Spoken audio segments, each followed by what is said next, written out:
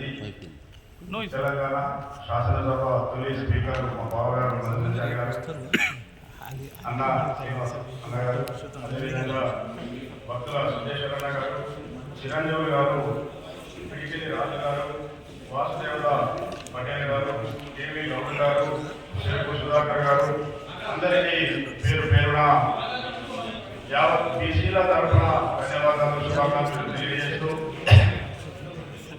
నేను ఈ సభ సందర్భంగా రెండు విషయాలు, ముఖ్యమైన విషయాలు చెప్పదలుచుకున్నా. భారతదేశానికి స్వాతంత్ర్యం మొదలు ఇప్పటి వరకు, ఇప్పుడు చిన్నపిల్ల యశస్వి రెడ్డి ఎమ్మెల్యే వరకు జరిగిన రాజకీయేతర పోరాటాలను గమనించినట్లయితే బీసీలకు ఎనలేని అన్యాయం జరుగుతుందని సభాముఖంగా నేను చెప్పదలుచుకున్నాను. ప్రతి పోరాటంలో బీసీలకు అన్యాయం జరిగింది. ఎప్పుడు మనము ఆధిపత్య కులాలకు, అగ్రవర్ణాలకు వాళ్ళ పల్లెకి మోసే పోయిలుగానే వెళ్ళిపోతాను తప్ప మనం రాజ్యాధికారం వైపు పోయిన సందర్భం తక్కువ.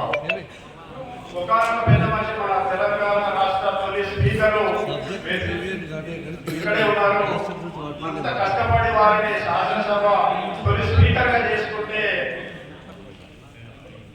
దాదాపుగా మన భారతదేశంలోనే భూపాలపల్లి అంత చక్కగా తీర్చిదిద్దిన ఘనత వారిని. ఆ ఇద్దరి మధ్య కొట్లాటల ఆయనను పొందబెట్టి, అయితే ఈ రకంగా చూసుకున్నట్లయితే బీసీలను ఎదుగనిస్తలేరు, బీసీల ఎదుగుదలకు వాళ్ళు అడ్డం పడుతున్నారని ఈ సభాముఖంగా నేను చెప్పదలుచుకున్నా. వాస్తవానికి రిజర్వేషన్ల విషయానికి వస్తే బీసీలకు ఎనలేని అన్యాయం జరుగుతున్నది. ఏదైతే ఈడబ్ల్యూఎస్ ఉన్నదో మనందరికీ తెలుసు. ఈడబ్ల్యూఎస్ లో మన బీసీలకు 1000 ర్యాంక్ వచ్చిన బీసీలకు అన్యాయం జరుగుతున్నది. బీసీలకు 100 ర్యాంక్ వచ్చిన ఉద్యోగం వస్తలేదు, వాళ్ళకు 1000 ర్యాంక్ వచ్చిన ఉద్యోగం వస్తుంది. అయితే ఈ విధంగా ఏ రకంగా చూసినా కూడా బీసీలకు ఎనలేని అన్యాయం జరుగుతున్నది. భారతదేశానికి స్వాతంత్రం వచ్చినప్పటి నుంచి ఇప్పటి వరకు కూడా చూసుకున్నట్లయితే బీసీలను వారి యొక్క పల్లకి మోసే బోయిలుగానే చూస్తున్నారు తప్పితే మన ఎదుగనిస్తలేదని సభాముఖంగా నేను చెప్పదలుచుకున్నా. ఇంకొకటి వాస్తవంగా చూసుకున్నట్లయితే వారికి ఏమో గాడుస్తున్నారు. ఎస్సీ ఎస్టీలు వాళ్ళని చూస్తే వాళ్ళకి రాజ్యాంగ రక్షణ ఉన్నది, ఓబీసీలకు మట్టుకు ఏమీ లేదు. అయితే ఈ రిజర్వేషన్ అమలు కనుక చక్కగా జరిగినట్లయితే, ఈ కులగణన కనుక చక్కగా